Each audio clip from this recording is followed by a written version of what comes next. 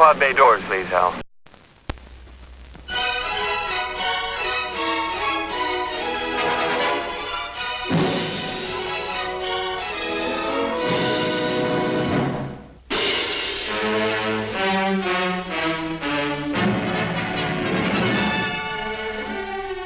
To Be or Not to Be is truly an outstanding motion picture, an exciting romantic comedy keyed to an ever-mounting tempo of suspense.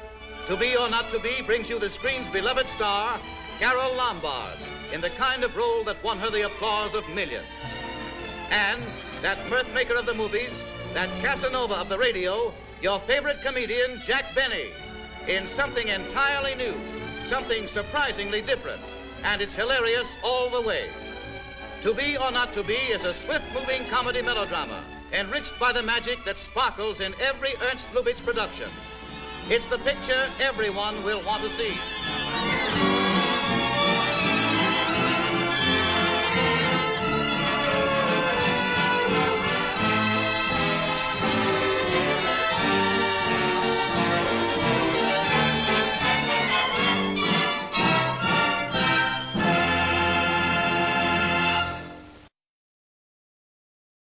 The pod bay doors are open. Thank you very much for joining us once again. I'm your host, Doug Heller, film critic and film historian for TalkMovieToMe.com. Here, as always, with the great film critic, Jerry Dean Roberts, critic for ArmchairCinema.com, ArmchairOscars.com, and OverThinkingOscars.wordpress.com. Jerry, how are you? Well, you know, they named a brandy after Napoleon. They made a herring out of Bismarck. And the Fuhrer is going to end up a piece of cheese. I don't think that's funny, and neither would the Fuhrer. Today, we're celebrating Valentine's Day with a wonderful love story. We're also celebrating... Surrounded by Hitler. Yes. Directed by Ernst Lubitsch, starring Carol Lombard in her final role before she died in a plane crash. And actually, this movie came out after she died. After she died. This was her last film, though. Mm-hmm. And starring my favorite comedian. This is my favorite comedy. Jack Benny. Benjamin Kubelski. Yes, Benjamin Kubelski, yeah. Otherwise known as Jack Benny, who... the other reason that we're doing To Be or Not to Be, which is the title of the film, is that February 14th, Valentine's Day, is also Jack Benny's birthday. Mm-hmm. So this year we are celebrating Jack Benny's 39th birthday. He was born February 14th, 1894. He died December 26th, 1974, at the tender age of 39. We lost him far too soon. And apparently was born at the age of 39. One of my favorite jokes of his was on his TV show. And he was doing an interview with a TV guide or something. And the guy said, "Oh, do you have a picture of you and your family?" He goes, "Yeah." And he shows him a picture. And he says, "Well, this was before my sister was born." And the writer goes, "Well, I thought your sister was older than you." And he goes, "She is now." He would never admit to being over 39 years old. Right. So I decided to choose To Be or Not to Be, Jack Benny's greatest movie. He didn't make a lot of films. He made more than you think, but none of them really did much except this one. Yeah, Jack Benny was not... Jack Benny was not an actor that you could really put in too many roles. Other than being Jack Benny. Right. It was very tough. And this is his best film that he's not playing a version of himself. Mm-hmm. Well, he kind of is, but... Kind of is. The other one that's really a lot of fun is Buck Benny Rides Again, which was a kind of a spin-off movie from one of the characters that he would routinely go back to, Buck Benny, on his radio program. But he's playing basically himself. It's basically a 90-minute preview of what his television show would end up being. Yeah. 8 years before it went on the air. I want to say I have mad respect for Jack Benny. He was my favorite. He is my favorite comedian. I adore He him. he had a really tough time going from radio to television, Hmm. and a lot of it was because whatever network was going to pick up his show didn't want Rochester, and of course that was the 1950s, and um, the industry was just dead set on not giving African Americans any chance to do anything. So he said, "You bring on Rochester, or you don't get me." Hmm. And whenever they went anywhere, whenever they performed anywhere, he would not stay in a hotel that would not accommodate Rochester. Right. He Eddie Anderson. Uh, Eddie Anderson, yeah. he and I have to say I saw a long time ago. I've listened to the radio show. I've watched the television show. I've I watched have to. almost all of his movies, um, and I adore the fact that I've heard early Rochester episodes. I've heard stuff from the 30s all the way up through the mid 50s when he went off the air, and on the TV show when he went off the air in '65.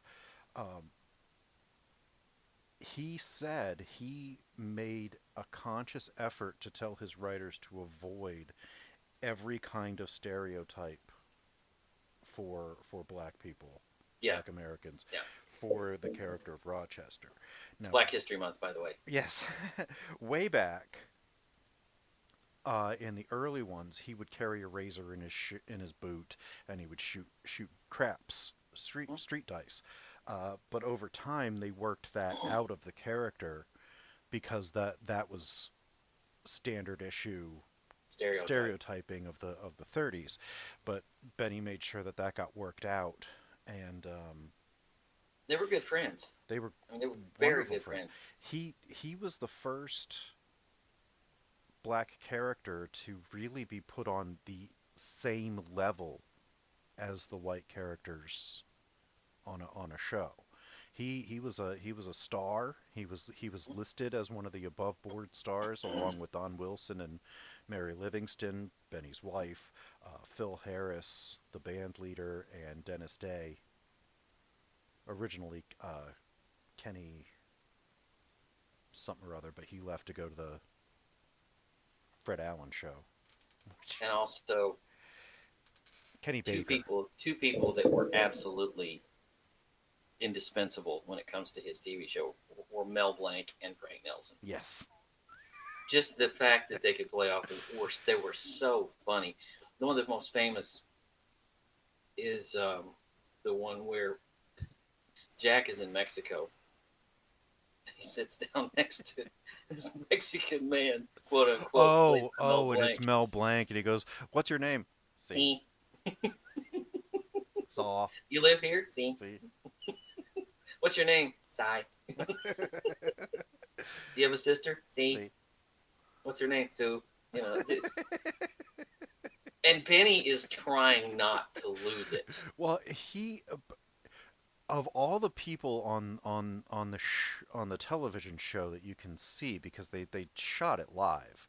Hmm. Um, Mel Blanc is one of the only ones that would get him to break up. And in that bit, he is not. Mel Blanc is not cracking a smile. No, Mel Blanc was amazing, straight faced. You don't usually get to see him. He's usually, you just hear his voice.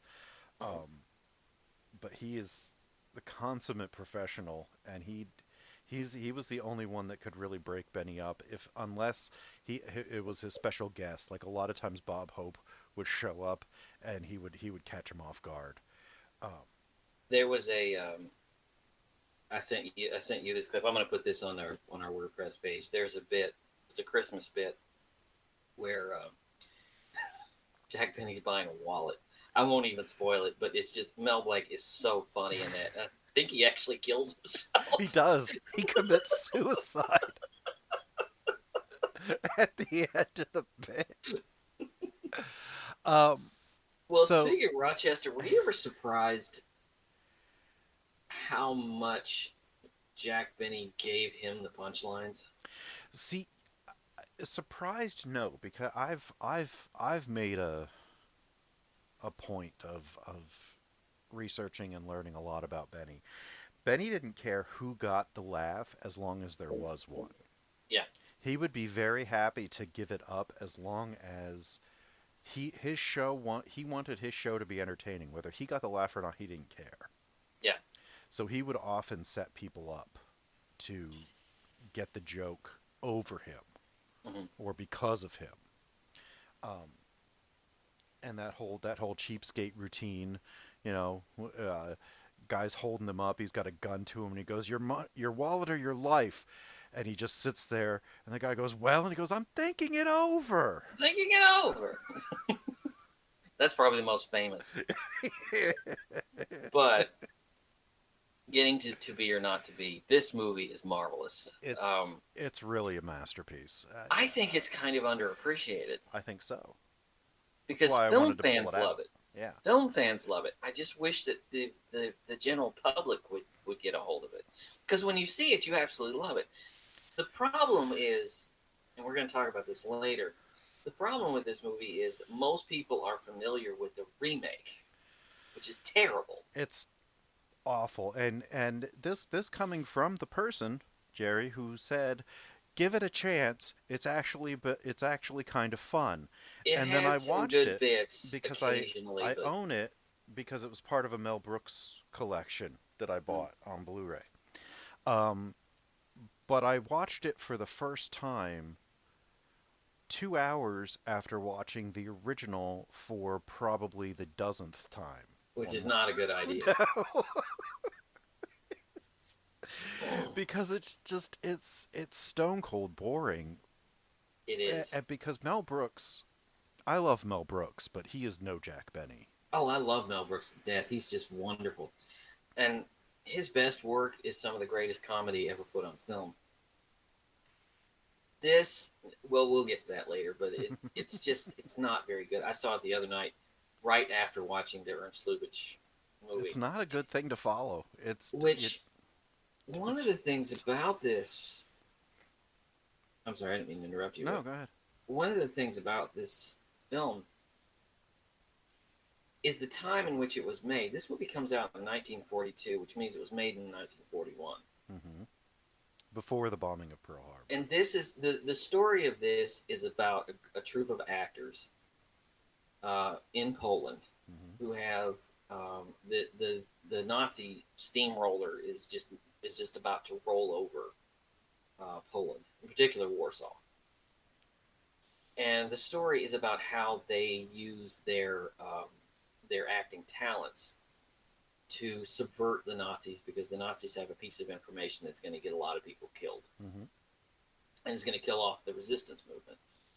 Now that doesn't sound like much of a comedy, but I believe anything can be made funny. But But it's when you put Jack Benny, Carol Lombard, and Robert Stack in there, yeah, yeah.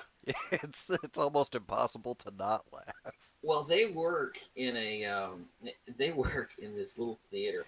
What I love, and you have to understand, Ernst Lubitsch was one of the greatest writers who ever lived, Yeah. who ever worked in film. The way he opens this film is brilliant because it's a double reverse. It's a trick opening because he does this thing where, at the very beginning, this sort of bombastic narrator introduces. It's 1938. It's Warsaw. Germany and Poland are not at war yet. And then all of a sudden, everybody is just stunned by this sight, and you keep seeing all these people with these shocked looks on their faces. This guy stops his car, everything, and they're looking around, and all of a sudden, it's the man in the little you mustache. see you see a guy who is a dead on Dead ringer. dead ringer for Adolf Hitler, and they're like, what would bring Hitler here and by himself? And then it Mm. flashes back, and he's an actor, and they're putting on this play about Nazis, and he's playing Hitler in this, and the director is Well, like, even even more than that, when you get from, he said, how did he end up here? And I love what the narrator says. He says, is he interested in Mr. Mobletsky's delicatessen? No, he's a vegetarian. Yeah. Sometimes he doesn't stick to his diet. Sometimes he swallows whole countries. Yes. And then they switched to Benny dressed as a Nazi officer in this really funny bit where he calls in this little boy and he gives him a tank in exchange for information because his father has said some unfavorable It's like a things dissonant, about the yeah. Fuhrer. And then Hitler comes in. And by the way, the words Heil Hitler are like punctuation to these people. It's a way to divert attention away from something that's really, really bad for them. right, as if that's hitting a reset button. Yeah. But everybody's Heil Hitler, Heil myself. and he comes in as Heil myself. They're like, no, And then no, that's no, when they that's not, break it. that's not the line. That's not the line. And he goes, but it'll get a terrific laugh. And Mr. Lubitsch, the director, yeah, breaks. and That's when they break it. That's when they break it. right, and he's like, this isn't convincing. You should look more like that portrait. And then the actor is like, but that portrait was painted of me in the makeup. And he goes, well, then the portrait's wrong too. And he says, I'll prove to you that I look like Hitler. I'm going to go out in the street. And so he... Did you get the feeling that Lubitsch was representative? And he's one of those stiff directors who just stick to the script. But did you get the feeling that he's one of those people that was just afraid to offend Hitler? It's like... No. Or he's just short-sighted, or, I think he had a general problem with the actor. that he looked like Hitler, but he didn't think that he could pull off being acting. Yeah, because the actor playing the actor, his name is Bronsky, and he's usually carrying a spear. Yeah, the actor who plays Bronsky playing Hitler looks just like him. It's terrifying. But it's just interesting. That opening is it's a double reverse because you don't know that it's a setup or a play. Right. You think it's the real thing. And now I want to ask you this. Yeah. Were you surprised that they mentioned Hitler by name? This was a time when Hollywood and the government in general were really afraid. They were kind of stepping on eggshells, but am I surprised? No, because it's Lubitsch. Well, I was surprised because this was a time when satirizing Hitler was not... they didn't want you to do that because they didn't want you to offend Hitler because the negotiations were still going on. Right. Things were a tinderbox. And even Chaplin with The Great Dictator makes up a country and he's mocking Hitler without ever saying Adenoid Hinkle. Yeah. So he never uses the name even though it's obvious. And that's what we talked about. It was just interesting to me. I mean, as soon as we see Bronsky dressed as Hitler, that's what the narrator says. Yeah. It's Adolf Hitler. Yeah. It doesn't make up a name. It does not pussyfoot around. It is this is about Nazis. This is about Hitler. Hitler's going to be talked about. Consequences be damned. We're going to name names. Yeah. It was just very strange because usually at this point they do that. We're going to talk about another film in a couple of weeks that had to get around this problem as well. Mm-hmm. Because they didn't want you to they didn't want you to satirize Hitler. When you made a movie at this time, they didn't want you to satirize him because the negotiations were still on the table. I know that by the time this movie came out, he had invaded Poland. Mm-hmm. They had invaded Czechoslovakia. I don't know if the Munich Agreement had happened or not, which gave them the Sudetenland. Right. But I want to say, because I think they diagram a lot of what he ended up doing in the movie. And I know that let me see. This came out. This came out in 42. This was released.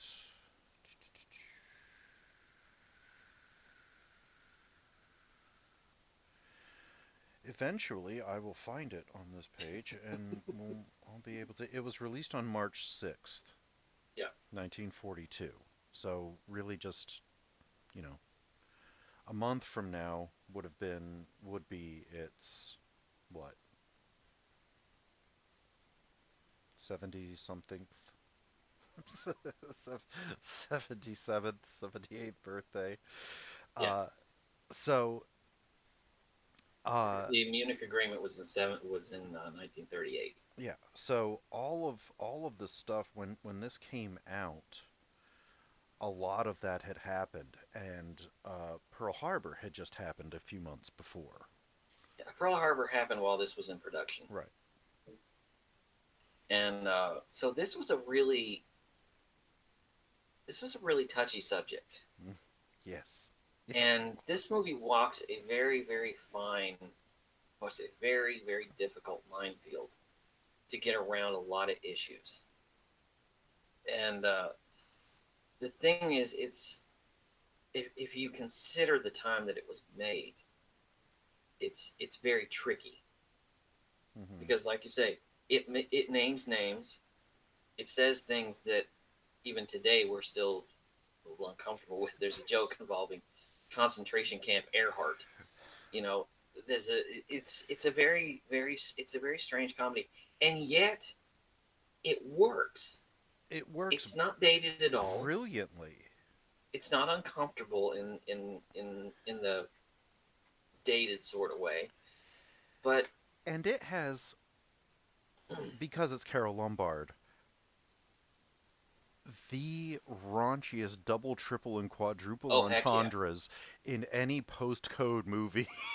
I mean, what can you say about a man who can drop 3 tons of dynamite in 2 minutes? Right. I've never met a man who could drop 3 tons of dynamite in 2 minutes. Like, and like I said, I've seen this probably a dozen times or more, but I go like long stretches without seeing it, and then whenever she's flirting with anybody, it's it is raunchy. It Yeah, is it is, it is I love the scene where unparalleled. she talks about, because they're playing Joseph and Maria Tura. That Or great, she's great Polish actor, Joseph Tura. he's supposed to be. I mean, he thinks he's the star, but everybody really comes to see her. Right. She's the big name, but he's so full of himself. He's such a ham, and I love the line when she says, I have to stand in your shadow. If you go on a diet, if I go on a diet, you lose the weight. If I get a compliment, you Hmm. take it. If I tell a joke, if I start a story, you finish it. If we had a baby, I'm not sure I'd be the mother. And he says, I'd be happy to be the father. Yeah, yeah. But he's so great. The Polish ministry does not want them to put on this play, which is called Gestapo. They don't want to offend Hitler. So instead, they have to do Hamlet. Which they were already doing, Right. but this. His Hamlet. When he comes out to do Hamlet, I love that he has to be prompted. That Dobish has to prompt him to do the line. It's the most famous line in literary I history. think he prompts him because he's taking a big pause, Yeah, but Dobish wants him to move it along. yeah. So he's like prompting him like, "Oh, did you forget? Let's keep this going." And he like looks at him like, "Shut up." And he starts, Be or not to be. and as soon as he starts, Robert Stack stands up and walks Because out. that's the signal. That's the signal She, for him to go backstage and right. meet Maria. Maria set this up. She said, "Okay, come out when he starts his monologue, to be or not to be." Because he sent her flowers, so she and a telegram, and she replied back, "Come back at this time to meet me." Well, he's sitting like 8 people in the second row, like 8 people in. And when he starts the line, it's like a polar bear trying to get out of the And he's aisle. like moving, and it distracts Tora, It and he's distracts just everybody. everybody. But he's like, whether 'tis nobler to suffer the slings and arrows of, and he's just watching him as he goes as he goes He by, couldn't be. his confidence just deflating the further he gets out into the aisle. But it's like not even, it's not that he was sitting on the end and he just kind of slipped out. No, he's clod hopping all the way. He's climbing Yeah, over yeah, everybody to get out. and afterward, like they have to shut down because the war is declared, Mhm.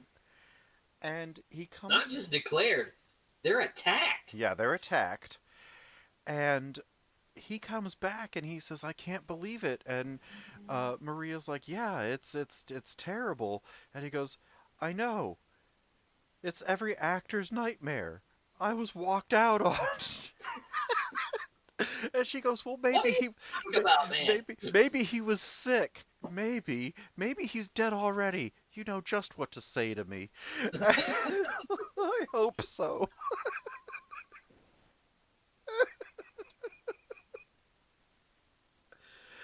Oh God, I love it. But he does it like two or three nights in a row, and then he gets Yeah, the second night is when they get attacked. right, and he gets called out because he's a bomber pilot, and so he has to evacuate.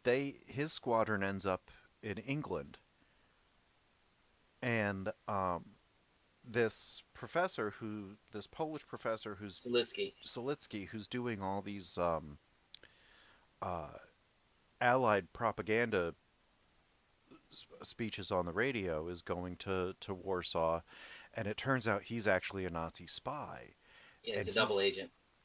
he's given all of these names for the Polish flyers' families. So if he gets that to the Gestapo, then the families of the people who are actively fighting could be killed, and it also has resistance people. Right. So Yeah, they because they're all desperate to get home, and they're all desperate to hear from home. right So he wants them to deliver. He wants him to deliver personal messages. They don't know that he's actually a Nazi spy. So it's until uh the the the the pilot is like, "Give this to Maria Tora," and he goes, "Can you say the name again?" And he's like, "If you're a Pole in Warsaw, yeah, you should know who this woman mhm, is." yeah. And he reports that to his superiors, and he gets paratroopered in to stop Selitsky Mhm. before he can get the list to the Gestapo, and he runs into Maria, and she enlists. Eventually, Joseph gets in on it just to get the guy out of his house. Mhm. Yeah. He finds out that she gave him, or he was giving her a message to be or not to be, like it was some lover's code, Mhm. and he comes home to find him sleeping in his bed. It's like, what are you doing here? Robert Stack. By the way, young Robert Stack. Very, I mean, very. 31 years old, baby face. I mean, He didn't even have his trademark gravelly voice yet. Like, I'm looking at him, I'm like, yeah. boy, he looks like Robert Stack. And then I saw at the credits, I'm like, oh, it was Robert Stack. And yeah, I mean, my generation, we knew Unsolved Mysteries. Mm-hmm. We knew the older, with the craggy voice, and Mm-hmm. here it's not. No. And he's so young that you can see he's got wavy hair. He's a good looking guy, Mm-hmm. and a bit of a dolt. Not the Yeah. smartest guy in the world. I mean, Yeah. you sense he's a little naive. Sabinski. Sabinski. But you sense that he's not the smartest guy in the world, but he's not incompetent either because he is a good soldier. Mm-hmm. But it's interesting because I remember the first time I saw this, I was sitting there with my wife. She's like, "You know, that guy looks like Robert Stack." So Well, you know why? be. Because it is Robert Stack. And Benny goes. They get the whole company to remake the theater to make it look like Gestapo headquarters. Mhm. They get Seletsky there, and they get the information, but then they find out that there's a duplicate that he's going to send to Berlin. that he's already prepared. It's in his suitcase. Right. It's ready to go the next day, and Seletsky figures out that it's Joseph Tura because he starts talking about Maria, and eventually Sabinski ends up shooting the professor Mhm. in the theater. So then Tura gets made up like the professor and goes to see the real Colonel Earhart. It's a flip flop. It's like he does one and then he ends up doing the other. He's playing Colonel Earhart to the professor, and then he has to play the professor to Colonel Earhart. But you know, one thing I love about this movie, and one thing I only noticed really this time, is that the Nazis in this movie are buffoons, but it never shies away from How dangerous they are. how dangerous they are Yeah. and the situation that these actors are in. Right. The movie does not back away from that. No. It makes them clownish in their, the punctuation with the Sieg Heil and all of that. It when you have Sig Ruman, Yeah. He's got this great face. I mean, he was always playing some kind of goofy. Yeah, his right hand man is Schultz, which is telling because he played Schultz in Stalag 17. Uh-huh. So it's really you can't get away from how funny things are going to be when he is basically your primary adversary. Right. So they called it concentration camp Earhart. Yes, I thought you would react just that way. Yes, because Tura had been playing that part, playing the part of Earhart, and when the real Seletsky comes in, he goes, "Well, it's nice to breathe the air of the Gestapo again," and he goes, "You know, you're very famous in England. They call you concentration camp Earhart," and Tura goes, "So they call me concentration camp Earhart."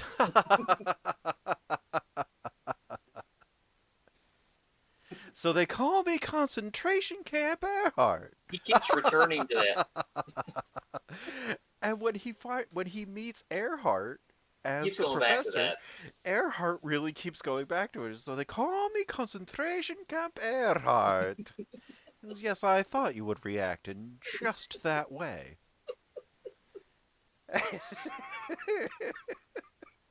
It's so clever. It's so clever, and I don't think nobody could have done this other than Benny. Right, and nobody could have written it like Ernst and Lubitsch because like Lubitsch, no. I mean, it's so smart the way that it backs up, and so smart because the template of this film is laid on this performance of Hamlet, yeah, which keeps coming back, to be or not to be. And the whole movie, essentially, the whole mission that they're on, is basically a reworking of Hamlet, mm-hmm. in which Hamlet was a person who, Hamlet was the character who he had to put on this play to draw out criminals to, and in this way they're doing the same thing. Mm-hmm. They're putting on a play. They're putting on a performance, just like Hamlet did. And it's all sitting underneath this line, to be or not to be, which in Hamlet was the question: is it what is life? What is it? Is it really worth it? Is And it the is it worth suffering all the slings and arrows of outrageous fortune? And really, if you think about it, the people in Poland, the people who were fighting the underground, would have been asking this same question. exactly, like this is all, do we do this, or do we just let this happen? Yeah. And they choose to be. Hmm. And I love they finally at the end get out of Poland, the whole acting troupe, Hmm. because they pose as more Nazi officers and as Hitler, Hmm. and they collect Maria, and they get out. They go to England, and they live. It's kind of amazing. And it's also kind of amazing the way that Lubitsch approaches Hitler, because, first of all, as I said before, um, they mention Hitler by name. They don't change his name at all. They don't call him Hister or Adenoid Hinkle or Right. Adolf Linkler or anything like that. They call him Hitler. They do make note of the fact that this is happening in the world. And also, one very clever thing you did you ever notice they never give Hitler a voice? You never actually see him. You do see him. You see the back of his head when they're at the theater, and Oh yeah. but he's never allowed to speak. Hmm. He's never when they're listening to the radio broadcast on the Reichstag, you don't hear his voice. No, they talk about it, but they click it off right before he starts talking. And when Bronski appears as Hitler in public, he doesn't speak. Mm-mm. He only speaks dressed as Hitler to his other actors, As his fellow himself. actors, as himself. But, well, even in character. Right. But the movie is very clever in that it never lets Hitler have any dialogue. He never speaks. So the thing about the Nazis in this is that they're all pomp and circumstance. Hmm. They're all pageantry and this Sieg Heil that they keep doing and all this. They're buffoons, Yeah. and he wants to tell you how clownish this behavior is, and how these sycophants and these people around him, and it's very very clever. It's very clever the way he does this, and I love also one touch that's very very clever at the beginning of the movie is, did you notice the only person in town in Warsaw that spots Bronski as Bronski dressed as Hitler is a child? Yeah. That's very telling. It's a little Uh-huh. girl. Comes up with her autograph book. Hmm. She's the only one that recognizes him as an actor. Yep. It's like even a child could see that this Nazi pageantry is all just a covering. It's all just an act. Right. And so this movie is much deeper than you would think. It's just a lot of people see it as just this funny little Jack Benny comedy, but there's a lot to it. There's so much going on. It's subversive in a way that, like, only Hitchcock later was able to get as subversive as this is at the Right. time. Um, Lubitsch was given a lot of freedom for this Mhm. because he was one of the few writer directors that were out there, and one of the few writer directors that people, general people, knew the name of. Right. Um, he was one of the first actually known directors. Mhm. So he'd had hits before, so they were like, okay. And once the bombing happened, I'm sure that they laid up off of him and said, "You can do whatever you want now. Mhm. Now we're officially at war with them. You can do whatever you want." I love one of my favorite characters in this movie. It's a small character, but I love the character of Greenberg. Yes. Greenberg is All he wants to do is play Shylock. all he wants to do is play Shylock in The Merchant of Venice, the rectory scene. He wants to play that scene. Um, and he does it for Bronsky. Hmm. Bronsky is like his bosom buddy. He's like Hmm. they They carry spears together. carry spears together, um, and they do their scene. They're walking around, and Greenberg does his scene for him, and Bronsky says, "It moved me to tears." Hmm. And this comes in three parts because after the bombing, they're shoveling debris Oh, they were shoveling snow. or they're shoveling snow, and they were giving up. They had given up hope, Hmm. and they said, and he says, "You would have been a wonderful Shylock." And it's so sad Yeah, it is. because to them it's all over. Yeah. And then Greenberg gets to play the part for real. Yeah. He looks the Nazis in the face and says, tickle us do we not laugh, prick us do we not bleed, poison us do we not die. It's Wrong so us great. do we not revenge. Yeah, it's this great arc that they have. It It's is. wonderful. It's beautiful. Absolutely beautiful.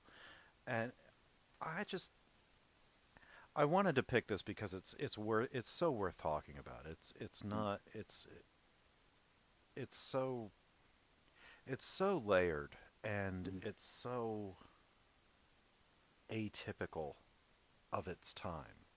Yeah. Which is a shame because if they would have made more like this. Well, I always say movies are the products of the time in which they're made. There's no better example than this. Yeah. I mean, you know what time period you're in. You know the circumstances that they're under, and Right. And I think it's a that might be why the remake doesn't work. oh god, the remake. Ugh. In ways that are, I mean, obviously Mel Brooks ain't Jack Benny, and as brilliant as Anne Bancroft was, Ain't she no Carol wasn't Carol Lombard. Lombard.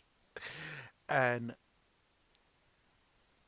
the the the pointlessness of it, and it's not even a shot by shot remake. They retool it kind of It opens. extensively. It opens on a weird note. It's all in Polish, which I thought was hilarious. That was my favorite part of the remake. the The movie opens with the two of them on stage singing "Sweet Georgia Brown." In Polish.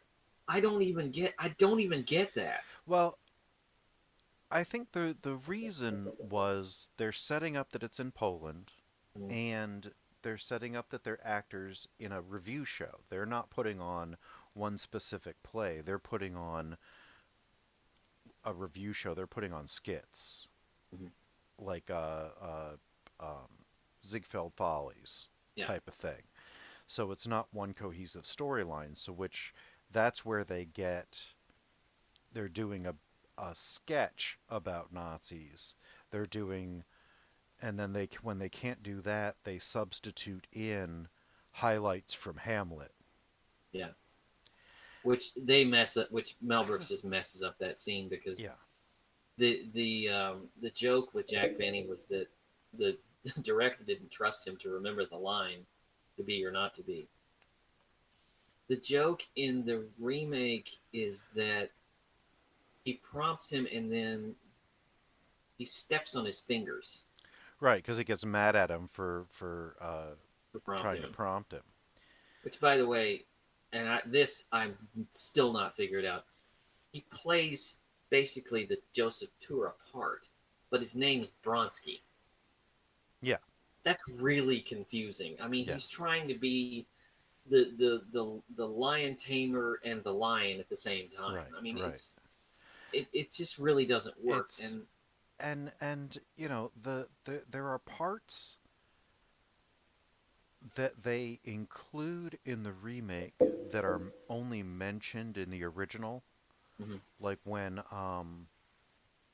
Maria says that her house was taken over for Gestapo headquarters, Hmm. and now they're just in an apartment. And this one actually shows the Gestapo seizing their house Yeah. for no reason. Um, the one thing I noticed, first of all, the first thing you notice is this is in color, which was a mistake. Yeah. There's a scene early on when Not the not a bigger mistake than actually having made it in the first place. well, but they do this thing when the Poles and when the Nazis invade Poland for 2 or 3 minutes the movie goes black and white Hmm. and it looks like a newsreel. That's how the whole movie should have looked Hmm. if you were going to do this at all.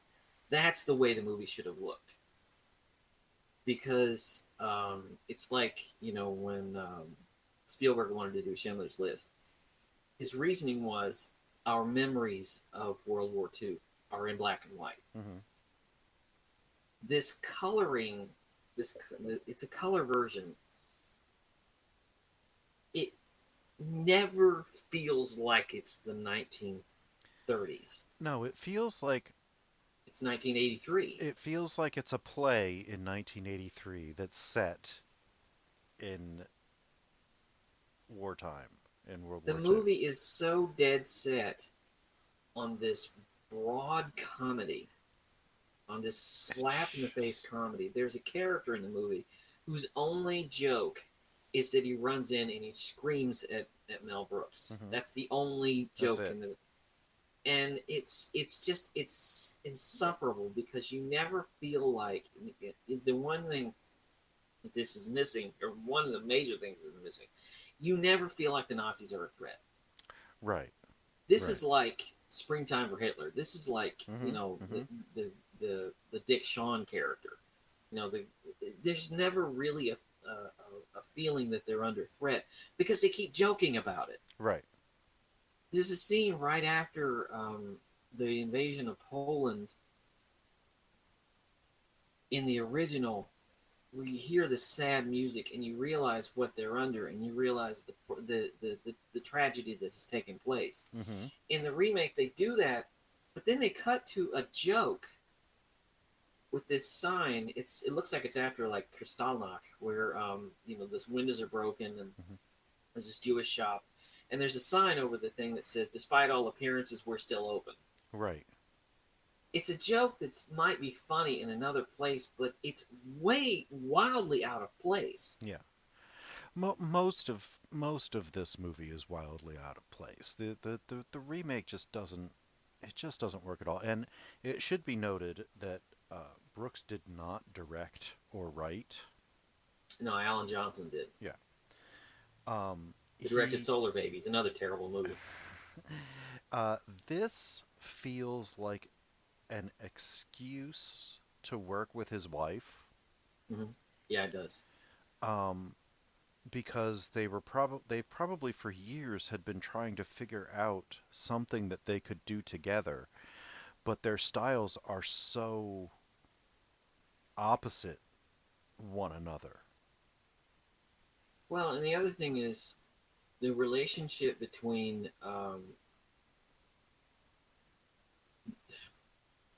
I can't remember what her name is in the movie, but the Maria Tura character. Hmm. Um, the relationship between her and the pilot in the original, there's sex hanging over them. Oh, In the air. I mean, yeah. it's so thick in the air. In the remake, the character is played by Tim Matheson, Hmm.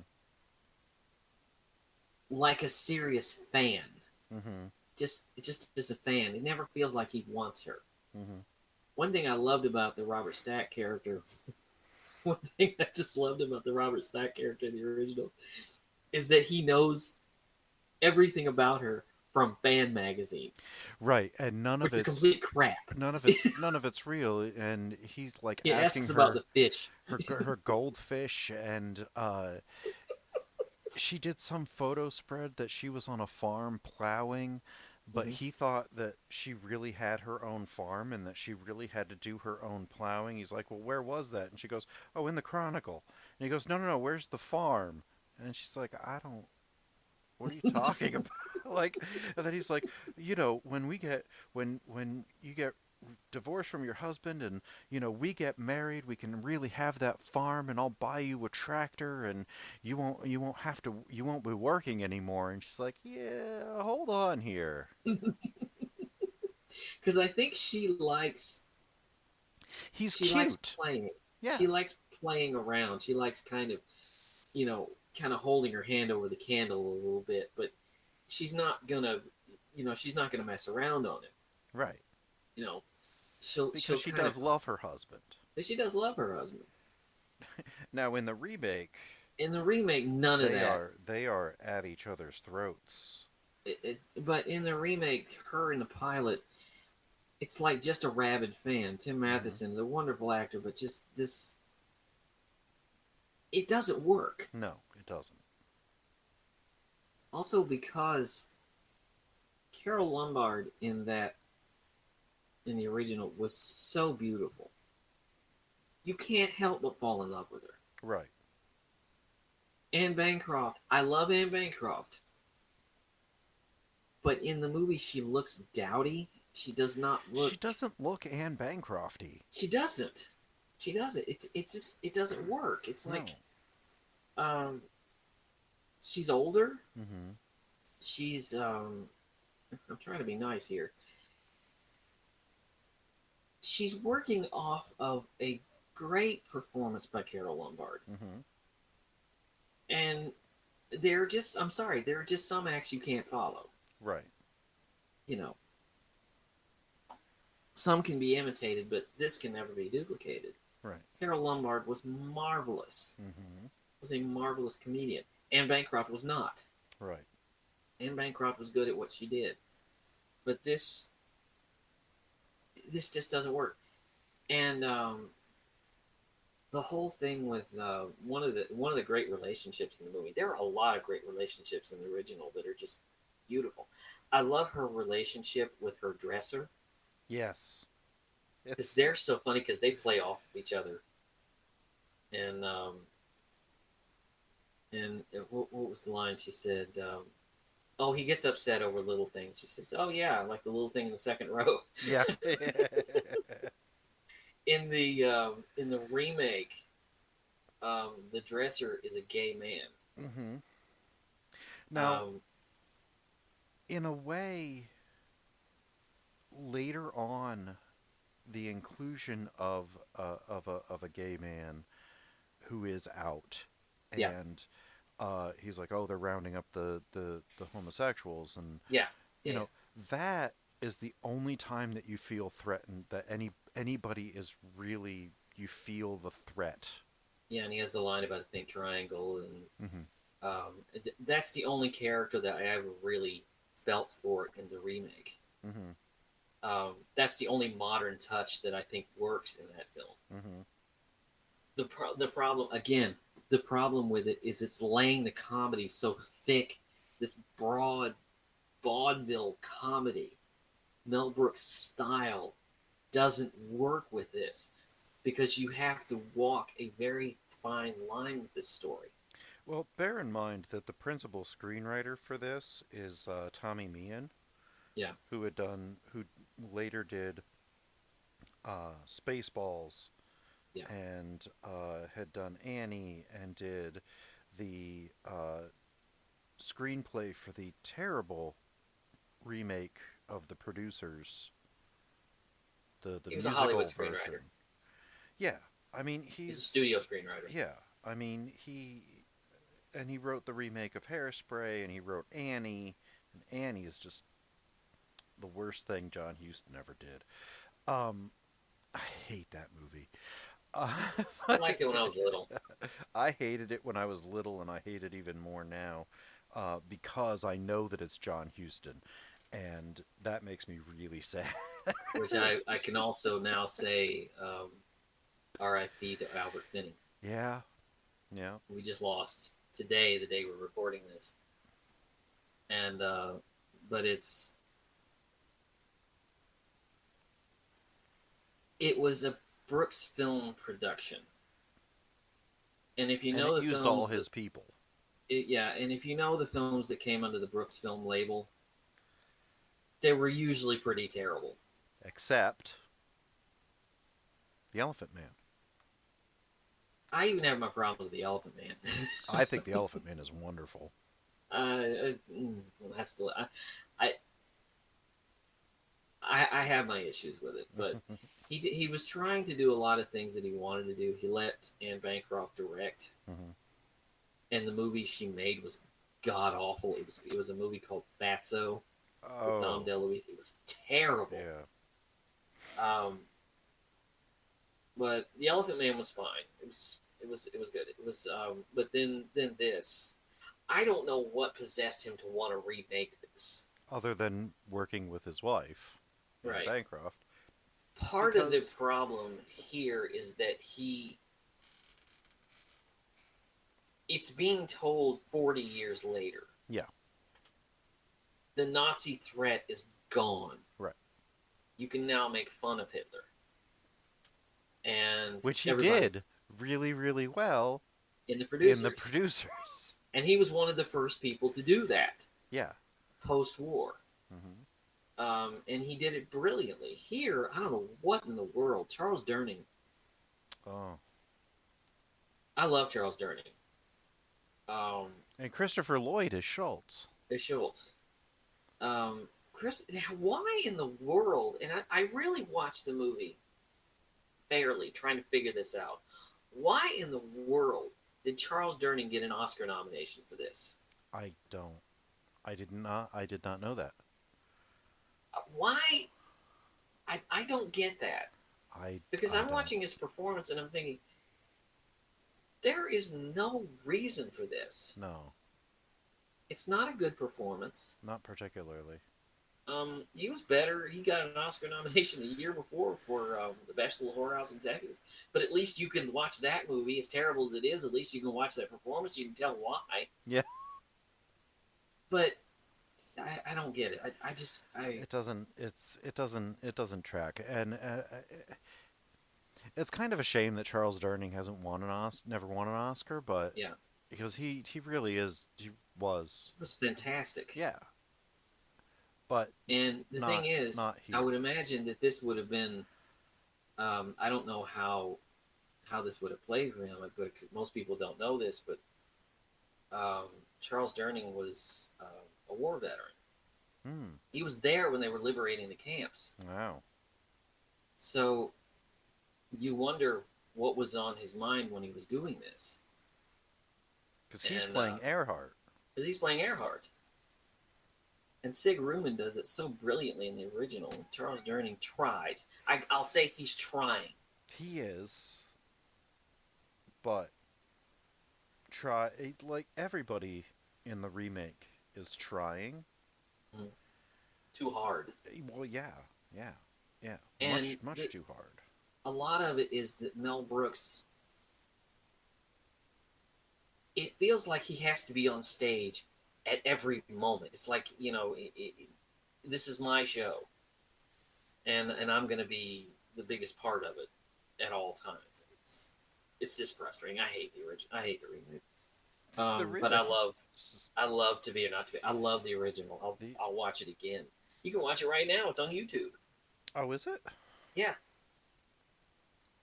It's also in a glorious transfer. On the Criterion Collection. Now I saw it on a DVD that had come out a few years ago. It wasn't a very good one, but this was like I said at the top. This is my favorite comedy of all time, starring my favorite comedian. So as soon as it was announced that it was going on the Criterion Collection, I pre-ordered the Blu-ray. I had it immediately. As soon as I got it, I put it in my player, and my player was like, "Yeah, it's." either the player needs to be updated or whatever. I went and bought a new Blu-ray player because my one wouldn't play it. And I'm like, I'm not going to sit here without me being able to watch To Be or Not to Be. So I went and bought a new Blu-ray player just so that I could watch it.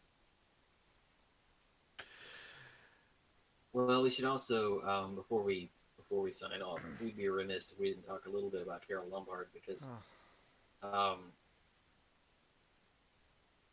if I ever make any recommendations on this show, then one of the biggest will be do yourself a favor and have a Carol Lombard little marathon, evening marathon. That's a person to spend an evening with. she is. She was She marvelous. was. She was absolutely phenomenal. And very much a patriot. She got involved in the war effort and ended up selling. She had a record, set the record for more war bonds than anybody ever in history.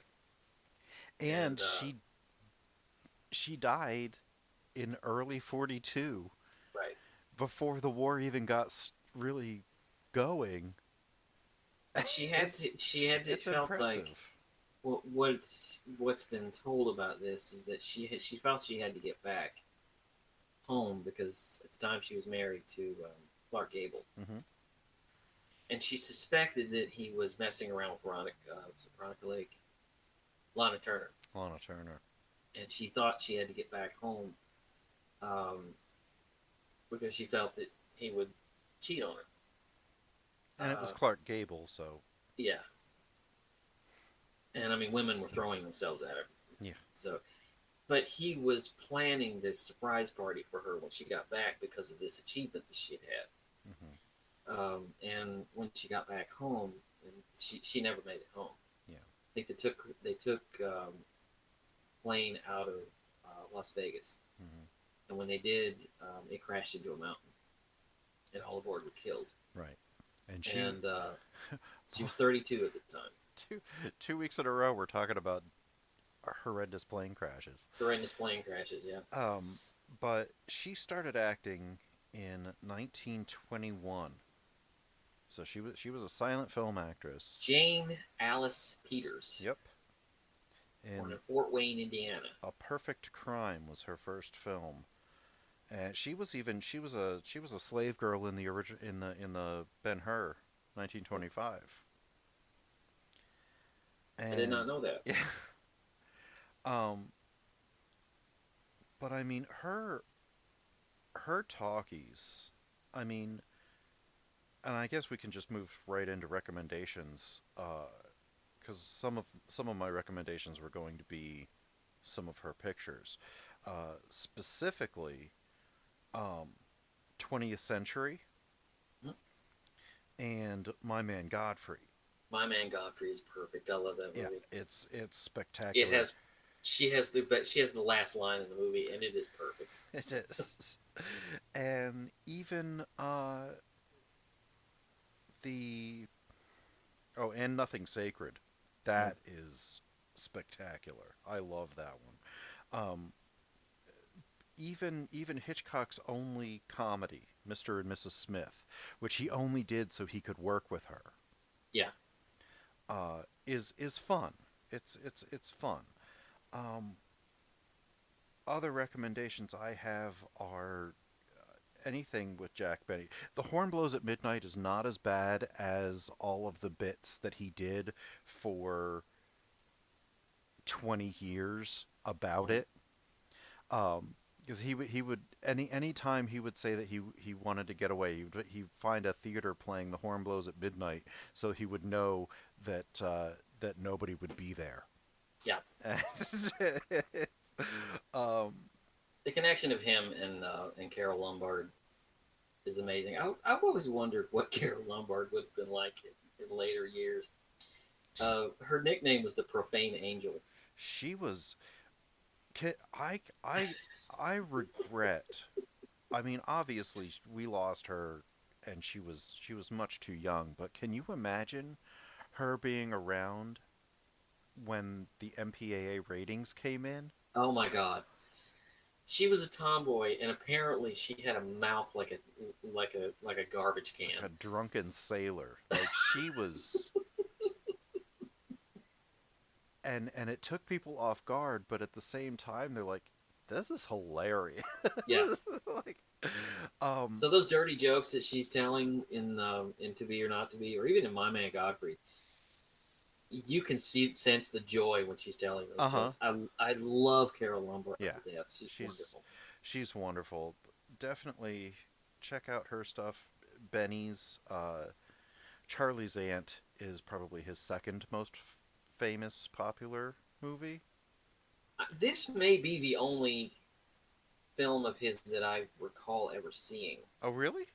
It may be. I don't know. I've seen actually quite a number of them. I've even seen his very first one, which was called The Big Broadcast of 1928 or something. Mm. It was a very early talkie. He was uh early he was just off of vaudeville Yeah. before he was on the radio. And it's terrible. Yeah. Not as bad as his first radio program, which he did by himself without an audience. Yeah. And it is just painful. It was for ginger ale. I think Schweppes was his sponsor. And it was like 1931, and he was just by himself telling jokes to no one Wow. for a half an hour. It was terrible. And then he finally was able to build his cast up in 32 and 33 to... He's very generous with his cast. Oh, very. He was the exact opposite of the character that he built up. He was very generous with his money. He was very generous with the laughs. He was the exact opposite. He was supposed to play the role in the Sunshine Boys, Yeah. opposite Walter Matthau, and he had the part. It was ready to go into production, and he died. So they George gave Burns it won to the Oscar for it. right. They gave it to George Burns, who was his best friend, and Burns won an Oscar, which I know that Benny was just corkscrewing in his grave. Like, I'm sure he would have been very happy for George because they were best friends. But Woody. But for decades, every year when the Oscars were coming around, he would do 2-3 shows claiming to lobby for the award, and all of this just hysterical stuff that he would be like lobbying, and they're like, but you weren't even nominated, and he goes, but there's a write-in. There's a Looney Tunes cartoon. It's one of those Hollywood canteen things where they cut over to Jack Benny and he's trying to get an Oscar out of a claw machine. Yeah. Darn it, I'll never get one of those things. Well, my recommendations, if you got some time today, I know you're probably busy, but if you got some time today, go to YouTube and look up some old bits from Jack Benny. They are funny. I mean, They're him and Mel marvelous. Blanc, him and Frank Nelson, him and just it's marvelous. It's just wonderful. The stuff he did off of Dennis Day too. Yeah, stuff he did off of Dennis Day was wonderful. The wallet gag, which I'm gonna post a link to that here on our WordPress page. But any of that stuff is just great. As far as To Be or Not to Be, if you want a serious version of this, you could couple this movie with a movie called The Last Metro, Mm-hmm. which is a film made in the 70s. Truffaut. Gerard Depardieu. And it's basically the same story. They're a troupe of actors trying to hide. It was 82. Was it 82? Yeah. Trying to hide a Jewish actor. Yeah. It was one of Truffaut's last films. Yeah, it was one of Truffaut's last films. It's a great film. Mm-hmm. It really is. And it plays very well off of, you know, the same template as To Be or Not to Be. And And it's a you know wonderful that that film. was on purpose because Truffaut was, well, Truffaut. Yeah. Uh, But yeah, that's what I got. so what do we have coming up? Well, next week, we're going to turn down the comedy. And we're going to talk about one of the saddest films ever made. Oh my God. It's called Midnight Cowboy. I hadn't seen this thing in years, and I just rewatched it uh, uh, last week, and I was just overwhelmed with just how terribly sad that movie is. I was very much caught up when I watched this on the same night that I watched To Be or Not to Be. And what struck me is, again, I talked about how To Be or Not to Be was a product of its time. So was Midnight Cowboy. Yeah. Because essentially it's a love story between two people who are basically lost in the world. Mm-hmm. And try to hold on to one another as best they can. Because they're just two tattered souls. It's a great film. Mm-hmm. It is a great film. When you stick with the characters. Yeah. When they try to get them out in the world and have a plot, the movie falls apart. But the reason that I've chosen it is because of those two magnificent performances by Jon Voight and Dustin Hoffman. Mm-hmm. And really, I think one of Dustin Hoffman's best performances. I think he would have won the Oscar for that over John Wayne. Yeah. Yeah.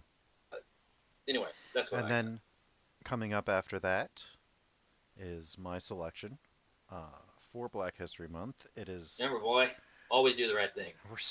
We're celebrating the 30th anniversary of Spike Lee's monumental "Do the Right Thing." So much to celebrate from 1989. It was a great year for movies. It was good, and also there was Driving Miss Daisy. Well, there was that.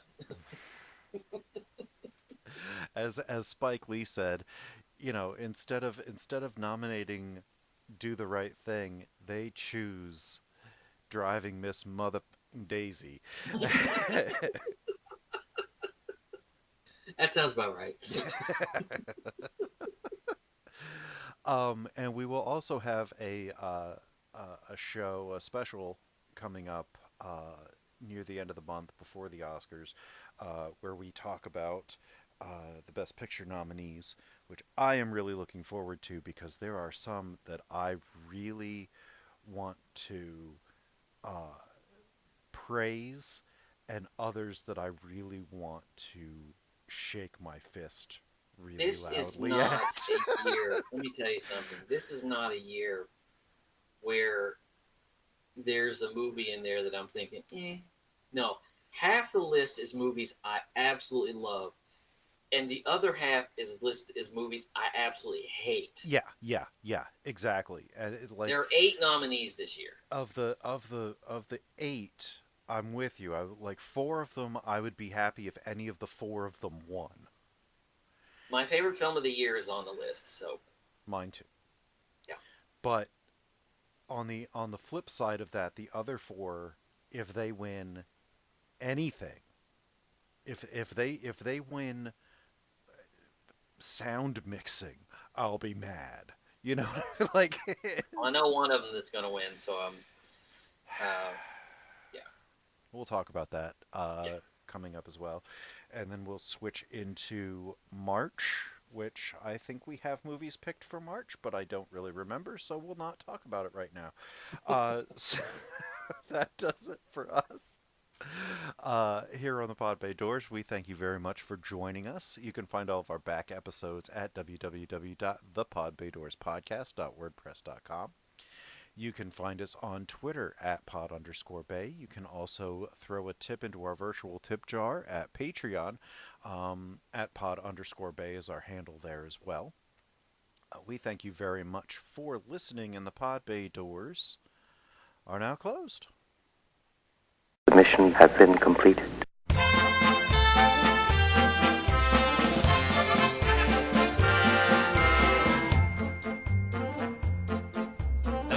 girls today in society go for classical poetry. So to win their hearts one must quote with ease Aeschylus and Euripides. One must know Homer and believe me, Bo, Sophocles, also Sappho. Unless you know Shelley and Keats and Pope, dainty Debbies will call you a dope. But the poet of them all, who will start 'em simply raving, is the poet people call the Bard of Stratford-on-Avon. Brush up your Shakespeare, start quoting him now. Brush up your Shakespeare, and the women you will wow. Just declaim a few lines from Othello, and they'll think you're a hell of a fella. If your blonde won't respond when you flatter her, tell her what Tony told Cleopatra.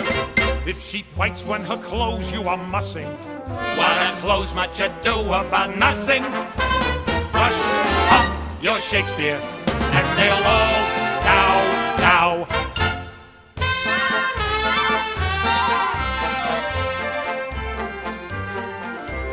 Brush up your Shakespeare, start quoting him now.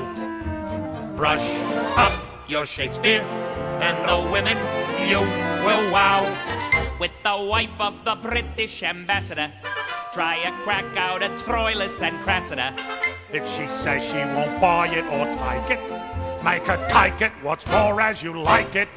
If she says your behavior is heinous, kick her right in the Coriolanus. Brush up your Shakespeare, and they'll all cow.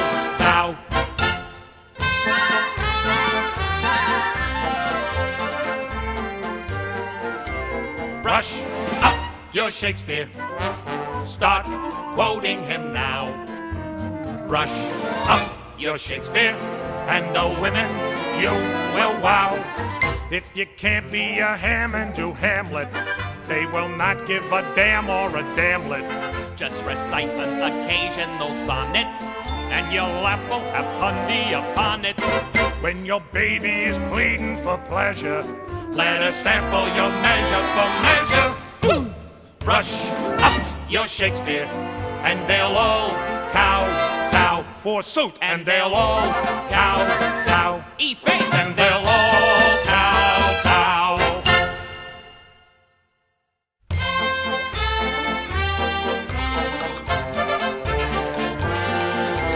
Brush up your Shakespeare, start quoting him now. Brush up your Shakespeare, and the women you will wow. Better mention the Merchant of Venice, when her sweet pound of flesh you would menace. If her virtue at first she defends well, just remind her that all's well that ends well. And if still she won't give you a bonus, you know what Venus got from Adonis. Woo! Brush up your Shakespeare, and they'll all cow-tow. Thinkst thou? And they'll all cow-tow. As bodkins, and they'll all cow-tow.